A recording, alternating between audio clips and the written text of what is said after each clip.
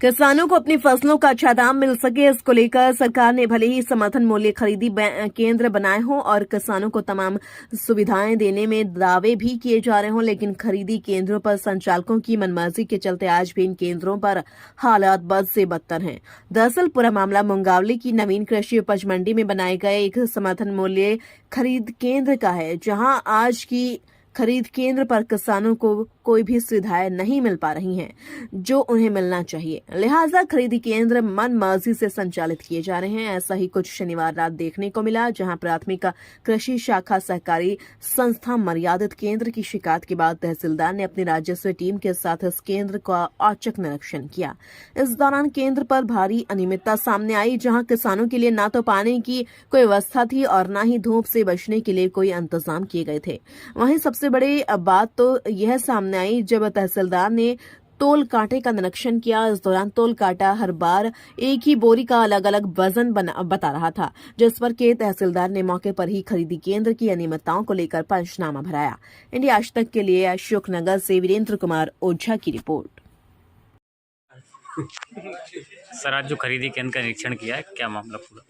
इसमें ये शिकायत आई थी कि गोदाम के अंदर एक तो कुछ अतिरिक्त और एडवांस में माल रखा हुआ है, उसकी जांच करने के लिए आए थे। दूसरी शिकायत आई थी कि इनके द्वारा माल तोला नहीं जा रहा है और जो तोला जा रहा है वो किसी और का तोला जा रहा है। तो मौके पर निरीक्षण किया गया, गोदाम प्रभारी और इसके अलावा खरीदी केंद्र प्रभारी पाए गए। पहली अनियमितता तो ये देखने को मिली थी, जो किसानों के लिए बेसिक सुविधाएं होनी चाहिए, छाया, पानी और उसकी व्यवस्था, वो नहीं पाई गई। दूसरी, अग्निशमन यंत्रों की व्यवस्था नहीं थी। तीसरा, जिन किसानों के द्वारा आज दिनांक तक जो भी माल बेचा गया है उसका यहाँ पर कोई भी रिकॉर्ड संधारण नहीं पाया गया।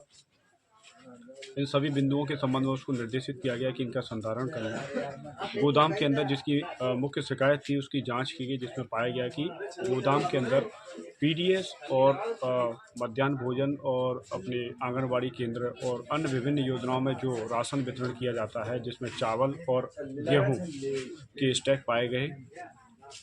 जब गोदाम प्रभारी से इस संबंध में पूछा गया तो उनको द्वारा बताया गया कि इस संबंध में जिला प्रशासन को इसकी जानकारी है। इस पूरे घटनाक्रम की मौका स्थल का पंचनामा बनाया गया, वीडियोग्राफी कराई गई, फोटोग्राफ लिए गए। केंद्र पर किसानों के दस्तावेज को लेकर अनियमितता पाई गई है, ऐसा कोई रिकॉर्ड नहीं पाया गया जिससे हम ये जांच कर सकें कि ये उन किसानों का माल था या नहीं। तो इस संबंध में उन्होंने बताया कि सोमवार को इसकी रिपोर्ट जनरेट होगी, उसके बाद जांच कर सकते हैं।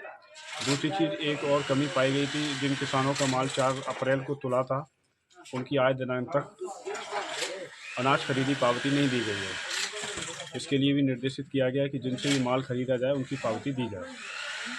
इस पूरे घटनाक्रम का विस्तृत पंचनामा प्रतिवेदन के साथ कल या परसों सोमवार को ही कलेक्टर साहब को भेजा जाएगा। सर, निरीक्षण के दौरान